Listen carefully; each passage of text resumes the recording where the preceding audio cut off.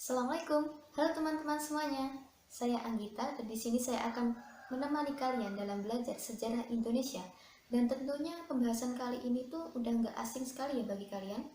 Benar sekali. Di sini kita akan mempelajari dan mengenang peristiwa pemberontakan PKI di Madiun. Seperti yang kita ketahui ya, Indonesia ini merdeka pada 17 Agustus 1945. Namun, kemerdekaan ini tuh bukan menjadi jaminan bahwa rakyatnya itu bisa mendapatkan kemerdekaan sepenuhnya, karena banyak sekali permasalahan yang timbul setelah kemerdekaan. Kemerdekaan Indonesia yang baru berjalan selama 3 tahun, pada September 1948 itu sudah dikacaukan oleh Partai Komunis Indonesia yang biasa kita sebut dengan PKI. Seperti apakah peristiwanya dan mengapa peristiwa kelam ini bisa terjadi? Simak baik-baik penjelasannya ya. Assalamualaikum warahmatullahi wabarakatuh. Perkenalkan, nama saya Sylvia Eva Fadila dari kelas 12-6 dari kelompok 1 Sejarah Indonesia. Saya akan menjelaskan mengenai tokoh dan juga jalannya pemberontakan PKI pada tahun 1948 di Kota Madiun. Pemberontakan ini merupakan pemberontakan yang dilakukan oleh FDR yang juga terdiri dari Partai Komunis Indonesia, Partai Sosialis Indonesia, Partai Buruh Indonesia, Pemuda Rakyat, dan juga Sentral Organisasi Buruh Seluruh Indonesia. Pemberontakan ini disebut juga Madiun Affairs.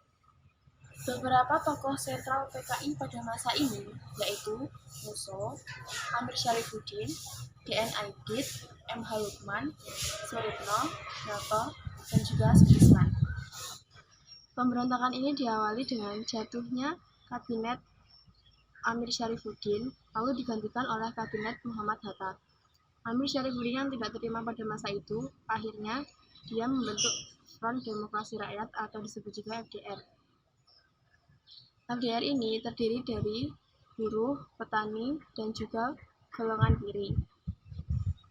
Pada bulan Mei 1948, Musso kembali ke Indonesia dari Moskow, Uni Soviet, yang sekarang menjadi Rusia. FDR dan juga PKI memiliki visi dan misi yang sama dan juga sama-sama pihak oposisi pemerintah. Akhirnya, FDR dan PKI pun bergabung.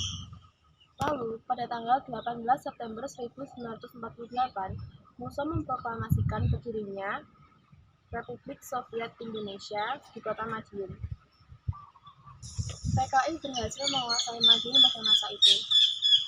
Mereka menguasainya dengan membunuh dan juga mengubur hidup-hidup orang yang tidak mau mengikuti mereka. PKI menculik para warga, membunuh para santri, ulama, dan juga pejabat-pejabat daerah di Madiun. Lalu, posisi pejabat daerah di Madiun pada waktu itu digantikan oleh orang-orang yang mendukung PKI. Bahkan, Gubernur R.M. Suryo pun tewas di tangan PKI. Dampak dari pemberontakan PKI di Madiun ini tuh sangat melemahkan kekuatan dari pasukan pertahanan Republik Indonesia yang saat itu tuh tengah menghadapi agresi militer Belanda. TNI yang berjuang mati-matian melawan agresi militer Belanda, mereka itu merasa tertusuk dari belakang karena pecahnya Madiun Affair atau pemberontakan PKI di Madiun ini. Tapi di balik semua dampak negatif, ada juga dampak positifnya. Melihat pihak Indonesia yang bertindak tegas terhadap pemberontakan PKI, Amerika Serikat ini menjadi tertarik untuk membantu dan membela Indonesia. Karena saat itu Amerika Serikat juga takut kalau pengaruh dari Uni Soviet ini berkembang di Indonesia. Untuk mengatasi pemberontakan PKI di Madiun ini, pemerintah segera melakukan beberapa tindakan cepat. Yang pertama, pemerintah menjadikan Provinsi Jawa Timur ini sebagai daerah yang istimewa. Yang kedua, pemerintah itu mengangkat Kolonel Sungkono atau yang saat ini dikenal atau disebut dengan sebagai Maijen Sungkono menjadi gubernur militer. Yang ketiga, melakukan operasi penumpasan yang dipimpin oleh Kolonel A.H. Nasution yang dimulai pada tanggal 20 September 1948.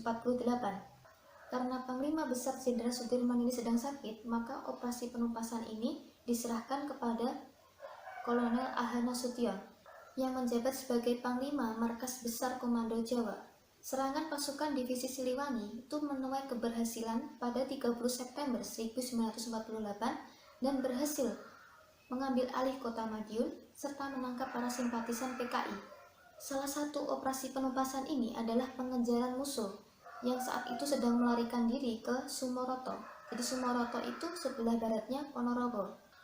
Dalam peristiwa itu, musuh berhasil ditembak mati. Sedangkan Amir Syarifuddin ini juga berhasil ditangkap di daerah Grobogan, Jawa Tengah dan dijatuhi hukuman mati. Sama halnya dengan tokoh-tokoh kiri lainnya, juga berhasil ditangkap dan dijatuhi hukuman mati. Assalamualaikum warahmatullahi wabarakatuh. Saya Estupat Muati, nomor absen 12 dari kelas 126. Jadi, pada video pembelajaran kali ini, saya akan mempresentasikan materi yang saya bawakan, yaitu mengenai teori konflik PKI Madiun pada tahun 1945 dalam pelajaran sejarah Indonesia. Jadi, dalam kasus pemberontakan PKI yang terjadi pada tahun 1945 yang bertepatan di Madiun menganut teori konflik ideologi, yang dimana masyarakat mengalami perbedaan ideologi dalam menjalankan kehidupan sehari-hari. Ideologi yang dipegang oleh Musso dan kawan-kawannya adalah ideologi paham komunis, sedangkan ideologi yang dianut oleh masyarakat lainnya yang tidak sepaham dengan Musso dan kawan-kawannya adalah ideologi Pancasila, yang dimana kedua ideologi itu sangat bertentangan sekali. Dimana sila yang ditentang adalah sila pertama yang berbunyi ketuhanan Yang Maha Esa. Nah, kenapa ideologi komunis disebut ideologi yang bertentangan dengan Pancasila, apalagi sila pertama? Karena ideologi komunis adalah ideologi yang tidak mempercayai keberadaan Tuhan, atau komunis juga sering disebut dengan ateis. Jadi, inilah materi yang saya bawakan. Terima kasih atas perhatiannya. Untuk materi selanjutnya dilanjutkan oleh teman saya. Di sini saya akan menjelaskan tentang peristiwa yang terjadi pada masa sekarang yang berkaitan dengan konflik ideologi. Yang pertama, pada tahun 2015 terdapat 2 mahasiswa dari Universitas Negeri Jember yang diamankan oleh polisi karena mahasiswa tersebut menggambar sebuah logo Palu Arit di pagar tembok kampus. Yang diketahui, Palu Arit tersebut merupakan simbol dari komunis atau PKI. Yang kedua, pada tahun 2016, personel gabungan Polri TNI mengamankan seorang pemilik toko yang menjual kaos bergambar Palu Arit. Pemilik toko yang berada di wilayah Blok M Jakarta Selatan tersebut dibawa ke Polsek Kebayoran Baru untuk dimintai keterangan. Menurut keterangan polisi, pemilik toko tersebut tidak mengetahui hal tersebut dan mengaku bahwa kaos yang dijual tersebut tidak laku. Yang ketiga, di tahun yang sama, Polsek Tanah Abang mengamankan 6 buah buku yang bergambar Palu Arit dalam acara pameran di Jakarta Convention Center, Senayan, Jakarta Pusat. Setelah dilakukan pengecekan, diketahui bahwa buku tersebut diterbitkan oleh penerbit asal Malaysia. Yang terakhir, pada tahun 2017, pimpinan dari Front Pembela Islam atau FPI, Rizik Syihab, dilaporkan ke Polda Metro Jaya oleh sekelompok masyarakat dari Jaringan Muda Anti Fitnah atau JIMAF karena ceramahnya yang dianggap dapat menimbulkan perpecahan. Selanjutnya, saya akan menjelaskan tentang solusi konflik disintegrasi dari PKI Madiun tahun 1948. Yang pertama, solusi dari pemerintah. Untuk mengatasi pemberontakan PKI Madiun 1948, pemerintah menginstruksikan kepada Kolonel Sadikin dari Divisi Siliwangi untuk mengepung Madiun di wilayah barat dan Kolonel Sungkono di wilayah timur. Pada akhirnya, musuh ditangkap dan ditembak mati di wilayah Sumoroto, Ponorogo, dan Amir Syarifuddin ditangkap di daerah Purwodadi. Pada akhirnya dijatuhi hukuman mati. Selanjutnya, yang kedua, solusi dari kelompok yang terlibat. Pengejaran pemberontak oleh TNI terus dilakukan sampai pada tanggal 31 Oktober 1948. Pada waktu itu, Brigade S. Sudarsono yang dipimpin oleh Kapten Sunandar telah berhasil menangkap dan menembak mati musuh di wilayah Sumoroto dan Amir Syarifuddin juga tertangkap. Tokoh-tokoh pemberontak lain ditangkap di Desa Girimarto dan pada tanggal 5 November 1948 menjalani hukuman militer. Akan tetapi, tokoh-tokoh muda seperti Den Aidit dan Lukman dapat melarikan diri. Yang terakhir yaitu solusi dari dunia internasional. Dari sisi perjuangan diplomasi, Amerika Serikat sebagai penengah konflik antara Indonesia dan Belanda perlahan menjadi dukungan terhadap Indonesia. Meskipun hal tersebut tidak bisa dilepaskan dari strategi global Amerika Serikat dalam menghadapi ancaman komunisme. Pada materi kali ini, saya akan menjelaskan apa saja yang bisa kita dapatkan dari konflik yang terjadi pada masa lalu. Sebenarnya ada banyak hikmah yang bisa kita dapatkan, tapi pada kali ini saya akan menjelaskan beberapa saja.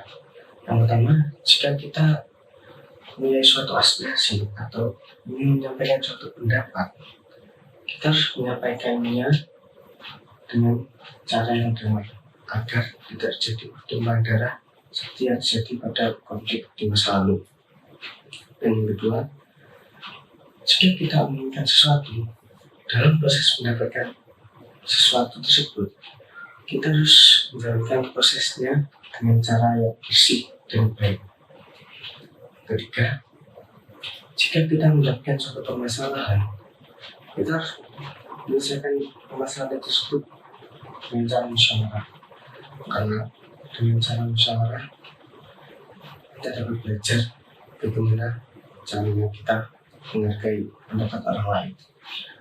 Yang keempat, kita harus menghormati dan patuh terhadap pemimpin kita dan selalu rajin untuk menyampaikan suatu aspirasi untuk kepentingan kita bersama. Dan yang kelima, kita harus senantiasa meningkatkan keimanan kita kepada Tuhan Yang Maha Esa, karena hanya Allah Subhanahu wa Ta'ala lah yang dapat membolak-balikkan hati manusia.